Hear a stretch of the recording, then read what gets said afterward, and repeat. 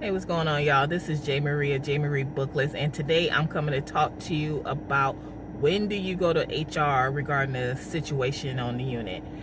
So let's say there's an incident going on between you and another coworker, and you're at the point where you don't want to go to work. Your blood pressure is rising. It's just not a healthy situation. When do you go to HR?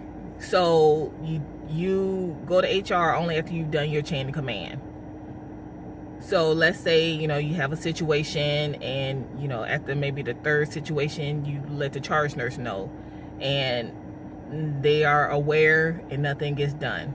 And then another situation, you let the manager know, and they are aware and nothing gets done. And then another situation, you let the director know.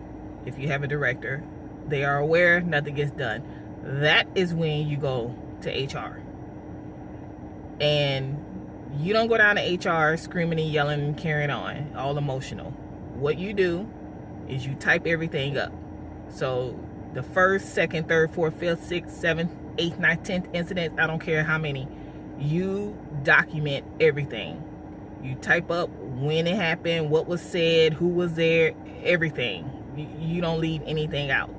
Now there are people who don't like to be involved.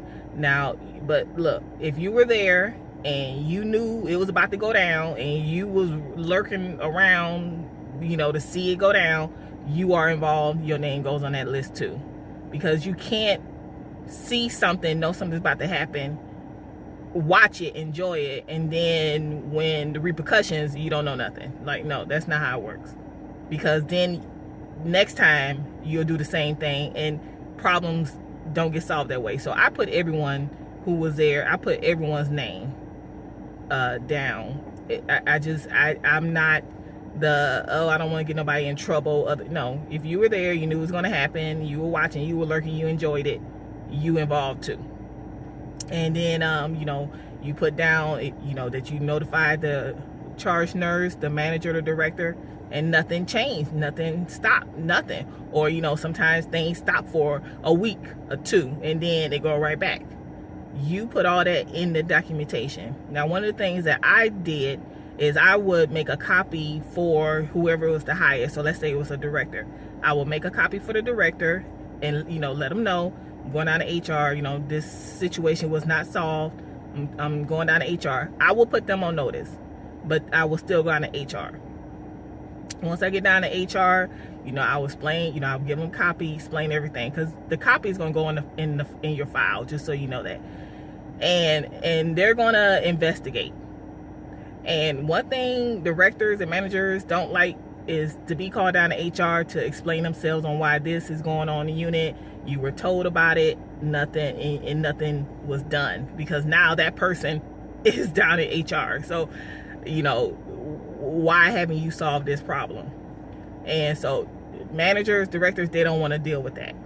So, and then, HR, they're going to get to the bottom of it, because one, if you leave, all the money they spent to train you, all the money they're going to have to spend to replace you, they don't want to do that.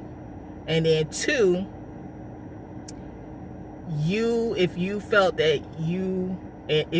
and you can prove that you were discriminated against, you were harassed, you suffered retaliation, that opens that company up to a lawsuit. So HR has their job is to protect the company from a lawsuit. Okay, so they got two reasons. One is the cost to replace you and hire someone else, and two, a possible lawsuit. They don't want to deal with either one of those, so they're going to get to the bottom of it. And in my experience,